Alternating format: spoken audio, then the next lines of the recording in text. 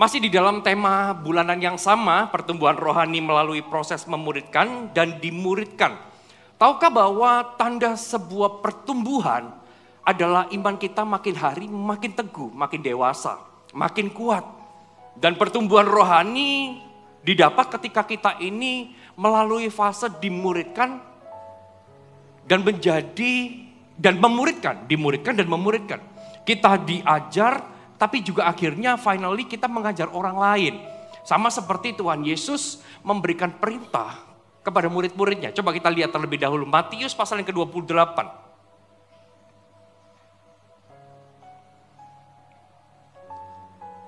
Judul khotbah saya adalah The One Truth. Satu kebenaran. Matius 28 ayat yang ke-19 sampai ayat yang ke-20. Ini adalah amanat agung yang Tuhan Yesus berikan kepada murid-muridnya. Tapi kita mau sekali lagi pelajari. Dikatakan seperti ini. Karena itu pergilah, jadikanlah semua bangsa apa Bapak Saudara? Muridku. Dan baptislah mereka di dalam nama Allah Bapa, Putra, dan Roh Kudus. Dan ajarlah mereka melakukan segala sesuatu yang telah kuperintahkan kepadamu. Dan ketahuilah aku menyertai kamu senantiasa sampai kepada akhir zaman. Katakan amin. Tahukah bahwa jadi murid itu rencana Allah? Karena firman Tuhan jelas, pergi jadikan semua bangsa muridku, termasuk kita. Firman Tuhan ini buat kita. Tuhan mau kita jadi murid. Kalau Tuhan mau kita jadi murid, berarti murid menjadi murid itu rencana Allah. Tetapi bukan berhenti sampai di sana, karena jadi pemimpin juga rencana Allah. Bukan cuma jadi murid, tapi jadi pemimpin juga rencana Allah. Karena firman Tuhan di ayat ke-20, ajarlah mereka melakukan segala sesuatu yang telah kuperintahkan kepadamu. Karena menjadi pemimpin adalah sebuah proses pertumbuhan dari seorang murid. Enggak selamanya murid itu akan jadi murid terus. Ada masa di mana murid itu akan beranjak dewasa, menjadi kuat, dan akan menguatkan yang lain. Dia akan memuridkan yang lain. Murid-murid Yesus yang telah dididik oleh Yesus diutus untuk menjadikan semua orang menjadi murid Yesus berikutnya. Tetapi perhatikan ini. Dikatakan seperti ini. Dan ajarlah mereka melakukan segala sesuatu yang telah apa Bapak Saudara? Kuperintahkan kepadamu. Garis bawahi kata yang telah kuperintahkan kepadamu. Artinya memuridkan itu punya standar.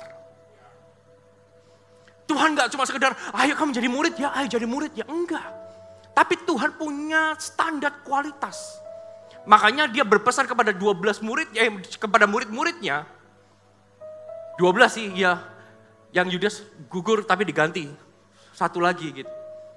Dia berpesan bahwa ajarlah mereka melakukan segala sesuatu. Seperti apa yang telah kuajarkan, apa yang telah kuperintahkan kepadamu.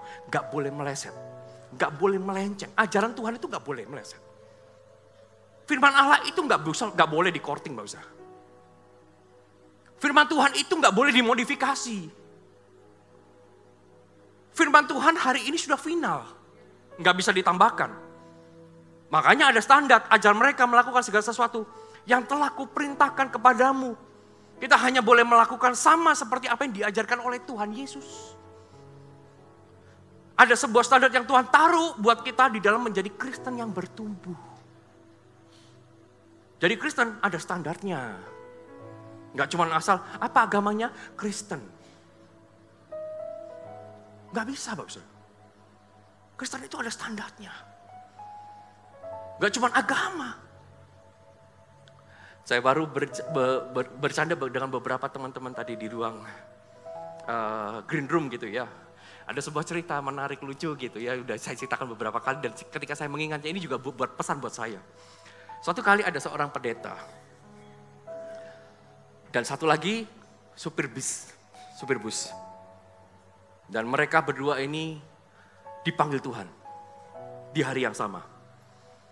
Dan ketika dua orang ini sampai ke gerbang penghakiman gitu ya, pendetanya jalan dulu dengan bangga, dengan pakai jas, pakai dasi gitu ya. Dia jalan, ini hanya cerita ya Pak Ustaz. Bukan sesungguhnya. Karena saya nggak mau jadi seperti ini. Ini hanya cerita, tapi buat pengingat buat kita. Dia datang di hadapan para malaikat gitu. Saya pastor dari gereja ini. Jemaatku ribuan. Gitu. Tapi malaikatnya bilang, aku gak kenal sama kamu. Kamu masuk neraka. Gak terima dia. Oh gak mau. Aku kan sudah melayani. Tunggu, kamu nanti aja di belakang. Yang itu belakangmu biar maju dulu. Supir bus. Maju. Apa pekerjaanmu? Supir bus. Oke, kamu masuk surga. Tambah gak terima juga nih si pastor. Kenapa supir bus yang setiap hari ugal-ugalan, setirnya, belok kanan, belok kiri, membahayakan keselamatan, dia malah masuk surga. Aku yang tiap hari melayani, tiap minggu khotbah, pimpin puji-pujian, kok malah masuk neraka? Malaikatnya dengan cool dia jawab begini, Pastor, dengarkan ini. Kamu memang setiap minggu berkhotbah. Kamu memang setiap hari melayani. Tapi ketika kamu berkhotbah, semua jemaatmu tertidur. Tapi supir bus, sekalipun dia setiap hari ugal-ugalan, semua penumpangnya berdoa dengan kusut.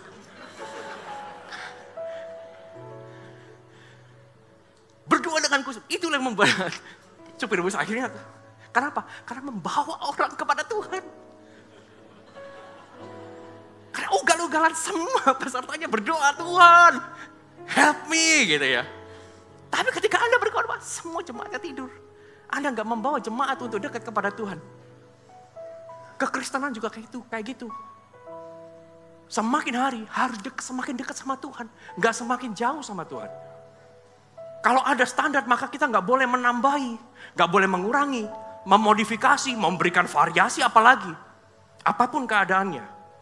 Karena seringkali kekristenan kita nggak bertumbuh.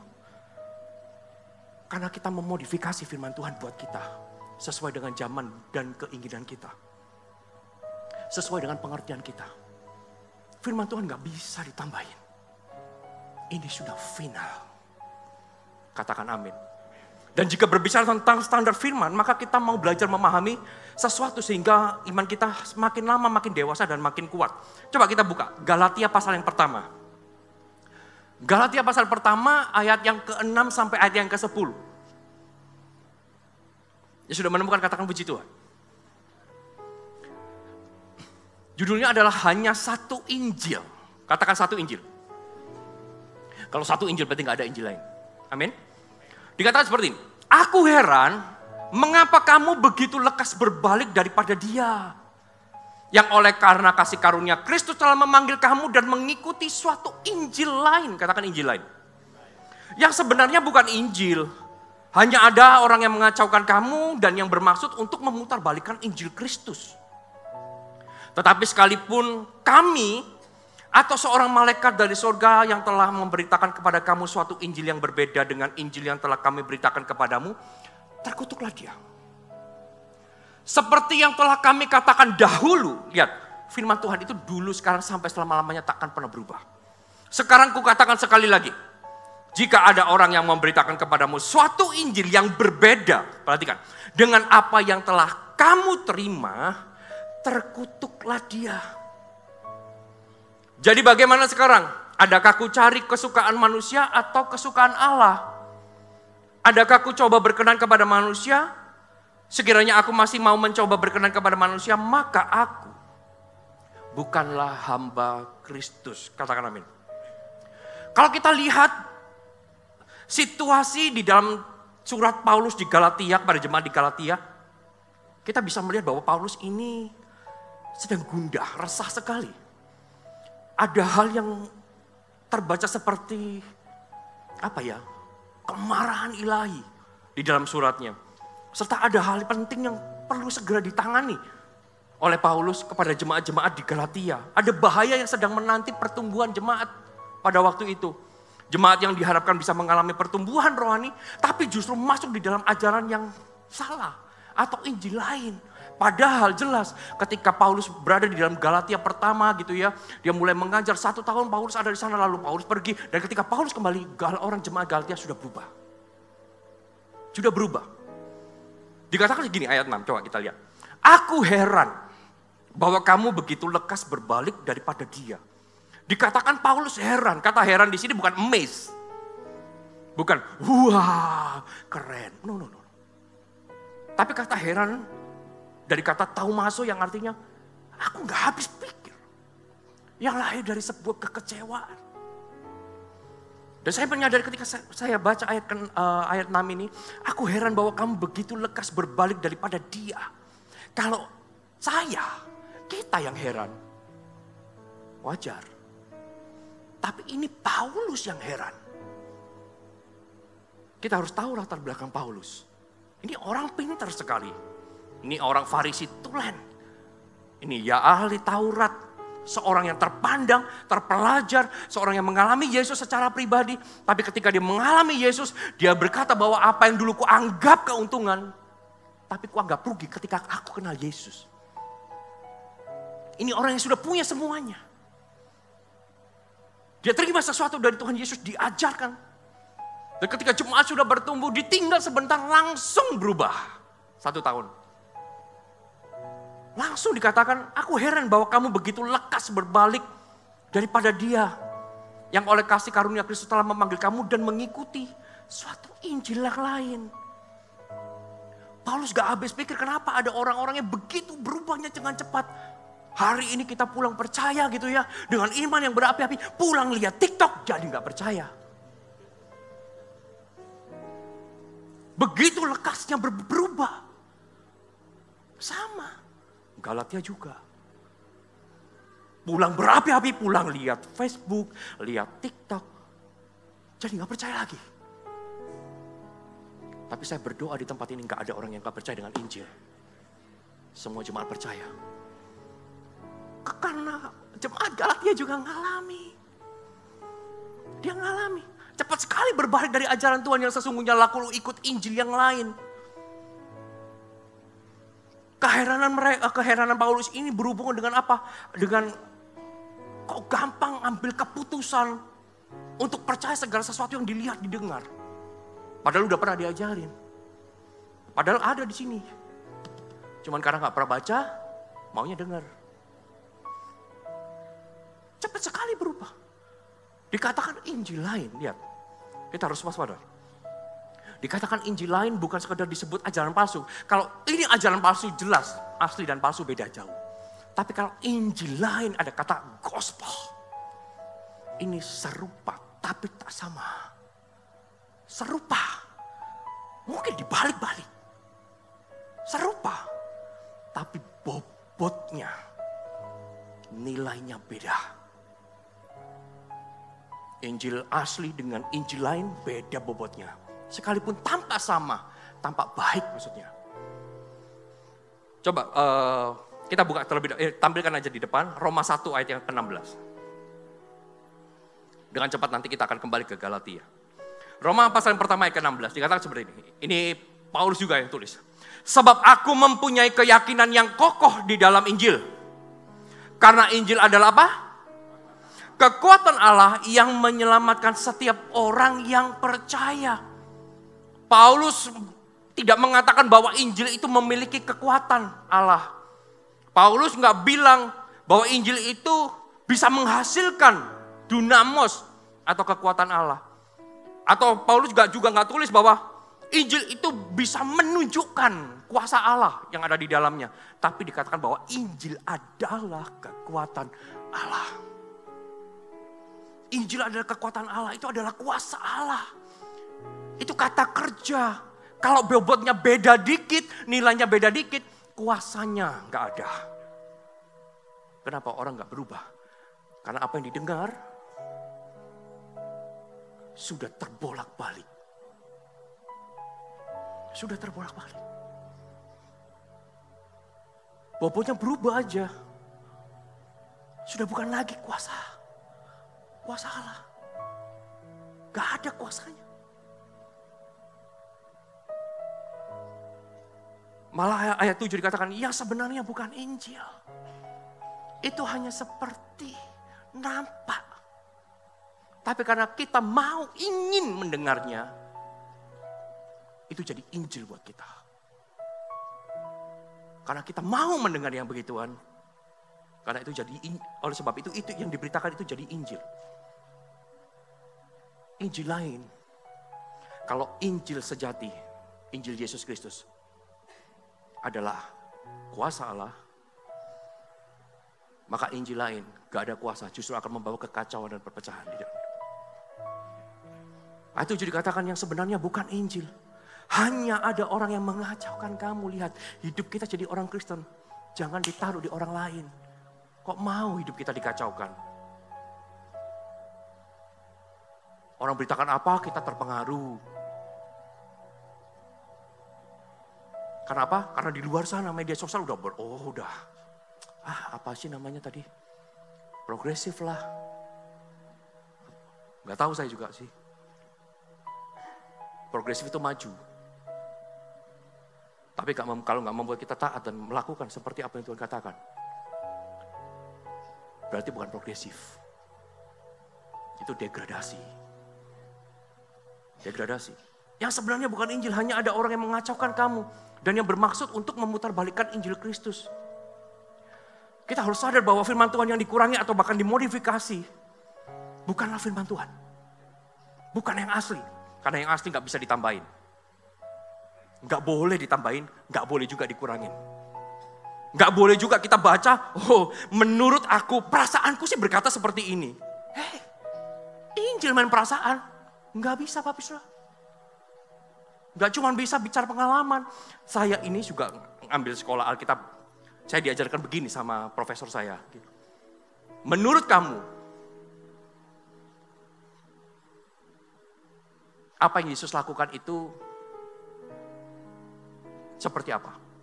Menurut kamu, Allah Tritunggal itu seperti apa? Lalu kita menjawab, sederhananya begini. Allah Tritunggal itu seperti itu. Kita langsung dia berdiri. Gak ada yang namanya sederhana. Firman Tuhan itu gak sederhana. Bagaimana pikiran Kristus kita bisa mengerti? Manusia ini terbatas. Kok bisa menyederhanakan firman Tuhan? Kita gak bisa artikan firman Tuhan hanya karena pengalaman kita, perasaan kita, menurut kita. Gak bisa. Karena firman Tuhan jelas, Amsal 3 ayat ke-5, percayalah kepada Tuhan dengan segenap hatimu dan jangan bersandar kepada pengertianmu sendiri. Menurutku, saya gak berani Bapak Saudara sampaikan firman, menurutku gak bisa. Harus menurut Tuhan ini seperti ini. Bukan menurutku. Kalau ada hamba Tuhan yang berkata menurutku, don't follow him. Harus menurut Yesus. Matius tadi. Ajarlah kepada mereka seperti apa yang kuajarkan kepadamu. Enggak tambah, enggak kurang. Yang sebenarnya bukan Injil. Tapi mengapa mereka begitu tertarik? Karena itu menyenangkan. Karena itu yang mereka yang inginkan, diinginkan hatinya. Karena itu merupakan shortcut. Coba saya mau tanya, dasar firman Tuhan hari ini yang kau pegang Bapak Saudara, apa dasarnya? Pengertian kita, pengalaman kita, perkembangan zaman, atau apa? Atau benar-benar kita memahami, yes ini firman. Apa yang kita pegang akan menentukan kita jadi orang yang kuat atau enggak. Jika kita salah pegang, maka kita akan dengan mudah dikacaukan seperti firman Tuhan. Karena ada orang-orang yang memang sengaja mengacaukan. Itu firman Allah sudah tercatat kok. Nabi-nabi palsu, pengajar-pengajar sesat. Injil Kristus itu enggak boleh dimodifikasi. Kita harus tahu bahwa keselamatan cuman mutlak ada di dalam Yesus. Di luar Yesus enggak ada. Enggak ada jalan lain. Ada jalan lain, enggak ada. Kalau ada jalan lain, Yesus itu yang punya kita, yang ciptakan kita. Dia pasti tahu ada jalan lain. Gak mungkin korbankan anaknya. Kalau ada jalan lain, dia sudah ambil itu. Tapi karena gak ada jalan lain, makanya dia karuniakan anaknya yang satu-satunya. Gak ada jalan lain. Masa hari ini hamba Tuhan bilang ada jalan lain? Ya kalau ke satu kota ya banyak jalan menuju Roma. Tapi keselamatan gak ada. I am the way, the truth, and the life. Akulah jalan. Akulah kebenaran. Dan akulah hidup. Gak ada orang dapat kepada Bapa tanpa melalui aku. That's final. Perbuatan baik gak bisa. Tapi izinkan kali ini saya menyederhanakan. Yang bisa masuk surga itu adalah orang yang kudus, sempurna. Bisa. Tapi sayangnya nggak ada. Manusia itu cuma mentok baik. Nggak bisa sempurna. Makanya firman Tuhan nggak pernah berkata, jadilah engkau sempurna seperti Bapamu. Tapi Tuhan bilang, jadilah engkau dewasa. Seperti Bapamu dewasa. Tuhan gak pernah patok sempurna, karena gak ada yang sempurna. Bahkan kasih kita, gak ada orang yang bilang, kasihku agape, gak ada. Agape itu cuma punya Tuhan. Manusia gak ada yang sanggup. Hamba Tuhan pun gak sanggup. Yang sanggup cuma Tuhan. Makanya kita gak boleh ngaku-ngaku, aku punya kasih agape. Gak punya. Gak ada. Injil itu akan tetap relevan baik dulu sekarang sampai selama-lamanya. Injil Kristus itu ada di atas segalanya.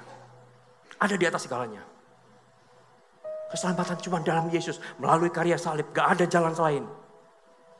Iman kita itu melahirkan keselamatan dan ketaatan. Bukan kebalikannya loh ya. Keselamatan melahirkan iman dan ketaatan. Enggak. Iman kita. Maka kita diselamatkan karena iman. Firman Tuhan itu sudah final. Di luar Kristus gak ada keselamatan. Sewaktu kita mempercayai Injil yang salah, kita sedang berbalik kepada Tuhan. Berbalik dari Tuhan, dari Allah. Tahu gak? Injil yang lain, Injil palsu, membuat Adam dan Hawa tertolak dari Firdaus. Injil lain pertama, kitab Kejadian ada. Ular. Pasti nggak boleh dipakai. Oh ini loh, baik kok, enak. Itu Injil lain tuh. Oh iya, dan Adam dan Hawa melihat bahwa itu memang tampak baik. Dimakan, terusir sudah. Gak ada Injil lain itu. Hanya satu Injil. Kebenaran Injil justru harus membawa kita makin kuat, makin teguh dalam iman. Sekalipun keadaannya gak menyenangkan. Sekalipun keadaannya gak menyenangkan. Sekalipun keadaannya sulit. Tapi coba kita lihat ayat 8. Tetapi sekalipun kami, katakan kami. Ini Rasul Paulus yang bilang. Sekalipun kami, Rasul atau seorang malaikat dari surga yang memberitakan kepada kamu suatu Injil yang berbeda dengan Injil yang telah kami beritakan kepadamu, terkutuklah dia. Paulus menyinggung tentang sumber otoritas ajaran. Makanya kita gak boleh lihat figur siapa, manusia. Lihat itu langsung kepada Tuhan. Figur itu manusia, punya banyak kelemahan. Manusia itu bisa kepleset juga loh omongannya. Kalau kepleset, saya berharap sih gak ada yang video saya, nanti viral.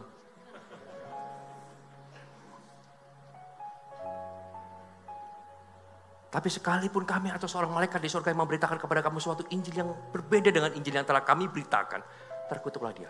Ini Paulus bilang, kalau ada nih sampai ada orang yang beritakan Injil di luar apa yang aku beritakan, sesat, terkutuklah dia. Saya sih lebih percaya firman Tuhan ini daripada yang viral-viral. Kamu punya satu dalih, saya punya ribuan dalih. Bahwa ini asli, ini final, nggak bisa ditawar. Jarang-jarang saya khotbah bawa Alkitab nih, memang buat peragaan. Sudah saya catat sini, saya nggak kelihatan Bapak Saudara. Tapi khusus malam ini saya bawa. Paulus menegaskan bahwa ada kutuk ketika kita mengajarkan atau menerima yang salah. Sedangkan kita tahu Yesus itu membebaskan kita dari kutuk. Maka ketika berbalik, kutuk itu gak usah diundang, otomatis datang di dalam hidupmu. Ayat 9, seperti yang telah kami katakan dahulu, sekarang ku katakan sekali lagi. Jikalau ada orang yang memberitakan kepadamu suatu Injil yang berbeda dengan apa yang telah kamu terima, terkutuklah dia. Saya gak mau hakim nih hamba Tuhan. Tapi saya berdoa Tuhan, biar itu jadi urusan Tuhan. Kalau saya ikut-ikutan, saya cuma jadi haters. Netizen. Saya gak mau jadi netizen.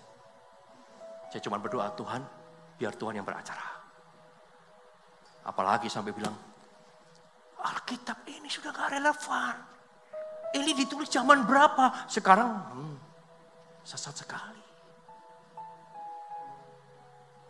Apa yang ada di sini? Firman Tuhan jelas, Matius 5. Sebelum Tuhan Yesus datang kedua kali ke tempat ini, satu iota pun gak ada yang dihapus. Itu firman Tuhan. Makanya saya sorry ya, kekristenan yang masih bahas persepuluhan, buat saya itu kekristenan yang paling bawah. Karena saya tanya, kenapa kamu gak kasih persepuluhan? Semua rata-rata karena kecewa sama hamba Tuhannya.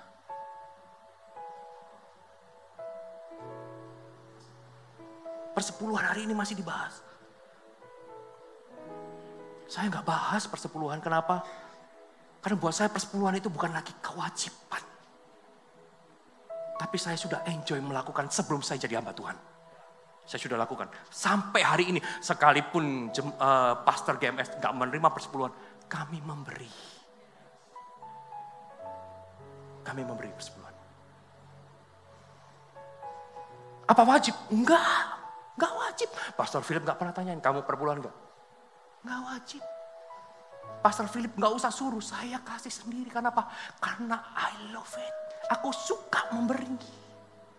Bukan lagi kewajiban. Kalau hari ini masih diperdebatkan kewajiban memberikan persepuluhan. Aduh, kasihan banget. Kasihan banget. Enggak. Kapan saya jemaat? Saya khotbah persepuluhan. Enggak pernah. Mau kasih, enggak pun enggak apa-apa, tetap selamat kok. Siapa bilang enggak kasih persepuluhan enggak selamat? Itu Injil lain itu. Siapa bilang, oh nanti kalau nggak kasih dibilang mencuri dari Tuhan. Sesat juga itu. Kita nggak bisa mencuri dari Tuhan. Siapa Tuhan kita bisa mencuri sesuatu?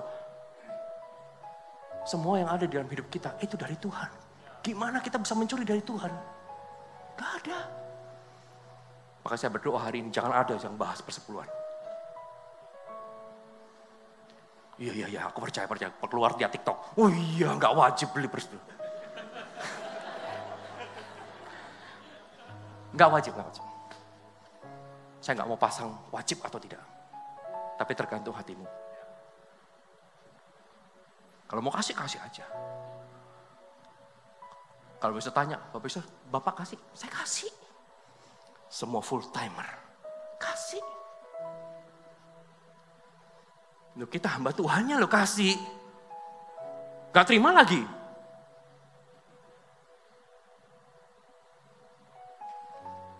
Dewasa ya, kita gak usah bahas ini ya. Apalagi bahas yang 2,5%.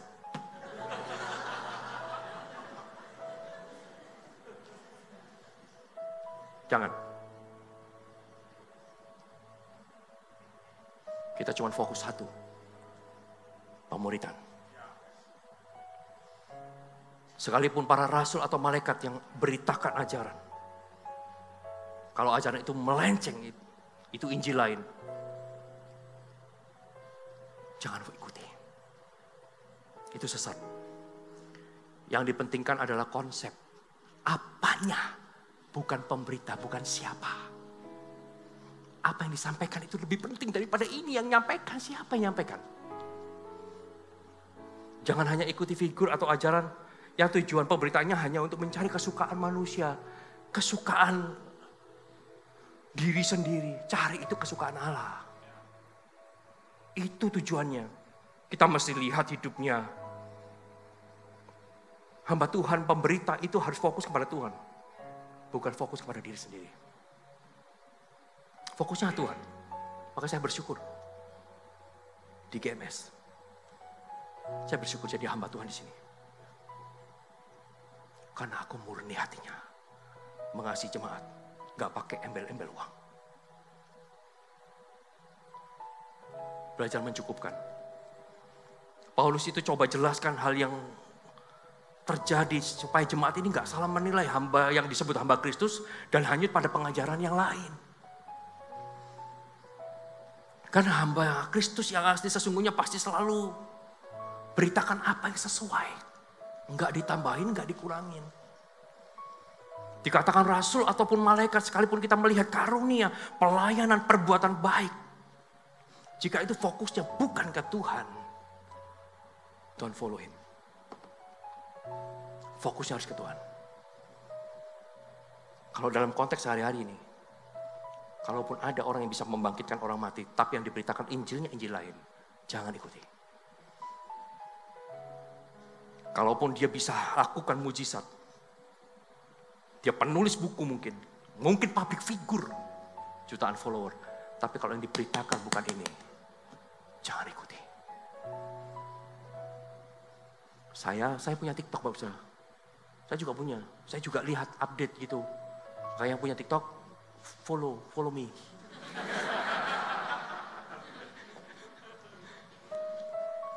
Jangan follow yang lain, follow me.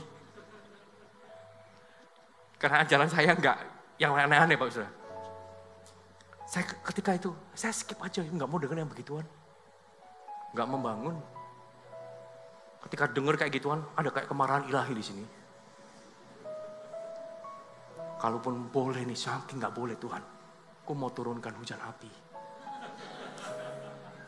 Tapi gak boleh. Kita harus berdoa supaya kembali ke jalan yang benar. Amin. Bukan pembawa pesan yang membenarkan pesan Injil. Bukan saya yang membenarkan pesan Injil. Tapi pesan Injil lah yang membenarkan pembawa pesannya.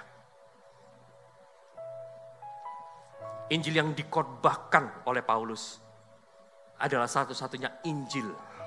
Bukan karena Paulus ini orang yang memberitakannya, tetapi karena itu adalah satu-satunya Injil yang diberikan Kristus kepada dia. Makanya Paulus nggak bisa. Kalau kamu beritakan di luar ini, sesat. Kenapa? Karena ini aku terima dari Tuhan Yesus. Kalau saya boleh pilih, ya saya lebih percaya Paulus lah. Paulus paling dekat dengan Yesus. Kalau yang diajarkan di luar ini, saya nggak percaya. Dan saya sudah baca Alkitab saya dari awal sampai akhir. Udah beberapa kali. Hampir setiap tahun komitmen baca Alkitab dari Kejadian sampai Wahyu. Setiap tahun habis Alkitabnya. Bukan habis dimakan, dibaca. Makanya ganti sampul melulu, Mbak Misra. Karena saya baca, saya tahu. Jadi ketika dengar sesuatu yang asing, aku sudah baca, aku sudah tahu. Kamu gak bisa pengaruhin. Gak bisa. Injil itu sudah final. Jika Injil ini dia vonis, wah ini salah ini. Berarti yang dia beritakan sesuatu menurut perasaannya itu sesat. Sampai hari ini penerjemah masih bekerja, Pak. Menerjemahkan Alkitab dari bahasa asli ke bahasa Indonesia itu sulitnya minta ampun. Ada jurang bahasa 0,5 sampai 1%. Itu pun jurang bahasa, hanya jurang bahasa. Perbedaannya itu jurang bahasa. Dikatakan di Alkitab ditulis misalnya kacang nih misalnya, kacang almond. Diterjemahkan di dalam bahasa Korea. Di Korea nggak ada almond. Ditulisnya kacang polong. Bedanya cuma gitu, kacang almond sama kacang polong. Tapi kan gak mempengaruhi keselamatan.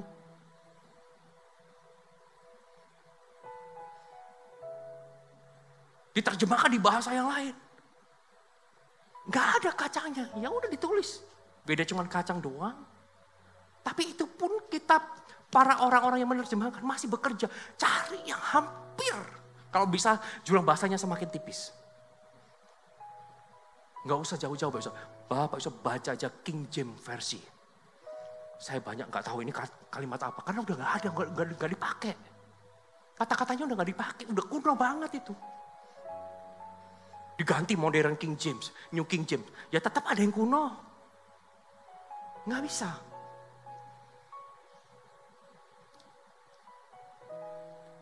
Ayat 10 coba kita lihat.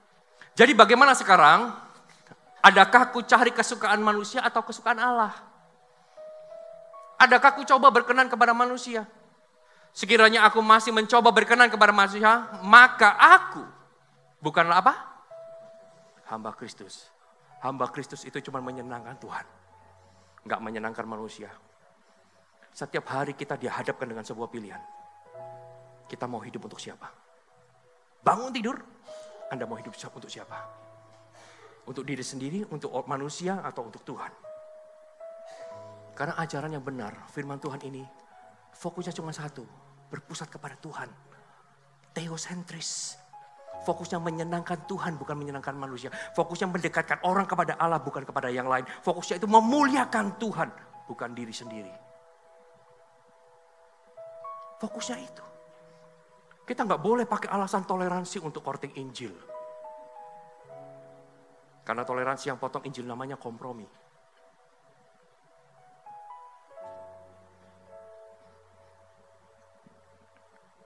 Kita nggak boleh pakai alasan kasih, tapi potong Injil. Nggak bisa. Itu kompromi. Karena firman Tuhan berkata begini. Gak usah dibuka, saya bacakan aja, percaya. Dengan saya ya. Saya nggak membacakan Injil yang lain. Lukas 2 ayat 52 dikatakan begini. Dan Yesus makin besar dan bertambah hikmatnya dan besarnya. Lihat, ini pertumbuhan ya. Ini Yesus masih bertumbuh. Pertumbuhan rohani. Makin besar, bertambah hikmatnya dan besarnya. Dan perhatikan, makin dikasih oleh Allah dan baru manusia. Pertama itu harus menyenangkan Allah, bonusnya manusia itu respect sama kita. Bukan dibalik. Menyenangkan manusia. Ke atas dulu, baru ke samping. Bukan kebalikannya, ke samping dulu baru ke atas. Kalau kita nggak bisa mengasihi Allah dengan benar, kita nggak bisa mengasihi Allah sesama kita dengan benar. Pertumbuhan kita harus menyenangkan Allah terlebih dahulu, baru impactnya kita dikasihi manusia, bukan terbalik. Apa poin yang bisa kita pelajari? Catat ya, 3 poin. Yang pertama, Injil Kristus selalu mengubah kita menjadi dewasa, taat, dan maju rohani, bukan berubah mundur atau kompromi. Kalau Anda dengar Injil disampaikan, tapi Anda membuat Anda kompromi, itu bukan Injil Kristus. Karena Injil Kristus selalu membuat kita taat. Injil Kristus selalu membuat kita berjalan maju. Enggak mundur. Setelah dengar firman, kita maju atau mundur. Sampai di sini percaya, sampai luar lekas berubah. Jangan lihat TikTok ya Bapak Ibu. Hari-hari gini banyak ajaran simpang siur. Saya nggak minta Anda percaya dengan saya, tetapi percaya dengan ini. Percaya dengan ini. Lebih baik khotbahnya biasa, tapi firman Tuhan, gospel. Daripada baik, luar biasa, buat Anda ketawa terus, tapi gak ada ayatnya. Kita bukan stand up komedi. Kami ini pastor. Para preacher di tempat ini, ada PR-nya, ada latihannya Pak Ustaz. Kalau Pak Ustaz bilang, oh ini kok bisa berkhotbah, ini kok bisa khotbah. Mereka ini ada latihannya, ketemu dengan saya, PR-nya gak gampang. Kemarin itu deadline tanggal berapa? Tanggal berapa? Tanggal 15 kumpulin tugas.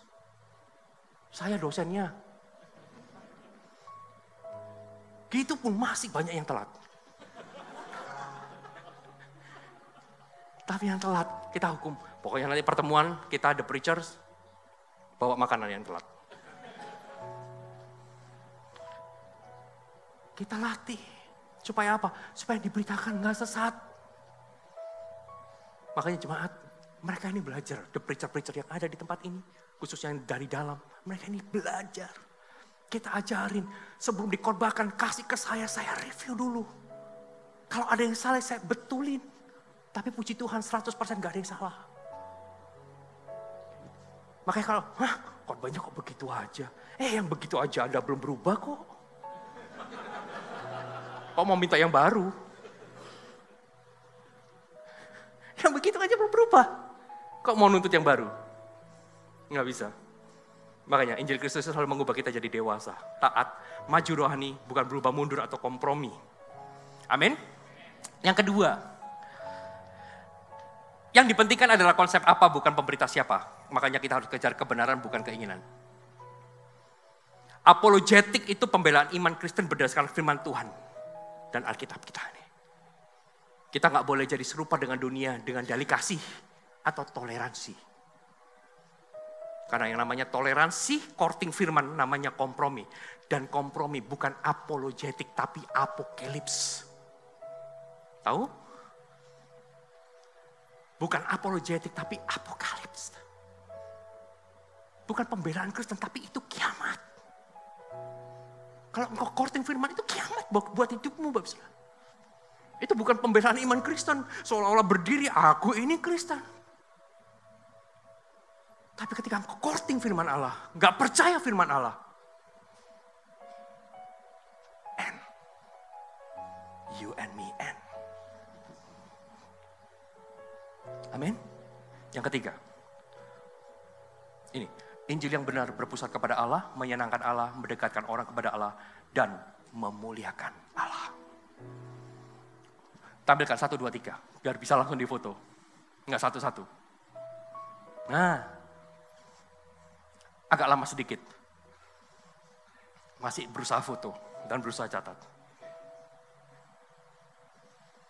Makanya kita nggak boleh jadi Kristen yang gampangan. Gampang terombang ambing.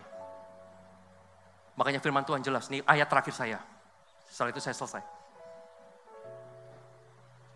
Dalam Lukas, 2 macam dasar. Dikatakan begini, mengapa kamu berseru kepadaku, Tuhan, Tuhan, padahal kamu tidak melakukan apa yang aku katakan. Setiap orang yang datang kepadaku dan mendengarkan perkataanku, serta melakukannya, aku akan menyatakan kepadamu dengan siapa ia dapat disamakan. Ia sama dengan seorang yang mendirikan rumah. Orang itu menggali dalam-dalam dan meletakkan dasarnya di atas batu. Dan ketika air banjir melanda rumah itu tidak dapat digoyahkan karena rumah itu kokoh dibangun. Akan tetapi barang siapa mendengar perkataanku tetapi tidak melakukannya, ia sama dengan seorang yang mendirikan rumah di atas tanah tanpa dasar. Ketika banjir melandanya, rumah itu segera rubuh dan hebatlah kerusakannya. Dan saya berdoa hari ini kita semua dibangun di atas dasar batu. Amin. Kalau ada yang tanya, Pak, yang sesat-sesat di TikTok itu gimana? Aku ikut komen gak? Jangan. Jangan jadi netizen. Kita doakan aja. Saya percaya begini. Kalau itu diizinkan Tuhan, itu akan membuat iman kita semakin kuat. Ya, tapi kalau itu gak diizinkan Tuhan, lihat sebentar lagi, hilang. Tapi kalau Tuhan izinkan itu terjadi, karena Tuhan punya rencana supaya kita semakin hari semakin kuat, semakin teguh, iman kita semakin maju, dan kita semakin bertumbuh. Yang setuju berikan kemuliaan buat Allah kita. Amin. Mari saya undang semua bisa bangkit berdiri. Nyembahmu, Tuhan dan Rajaku, memujimu, Yesus kekasih jiwaku, mengikutimu seumur hidupku. Di hadiratmu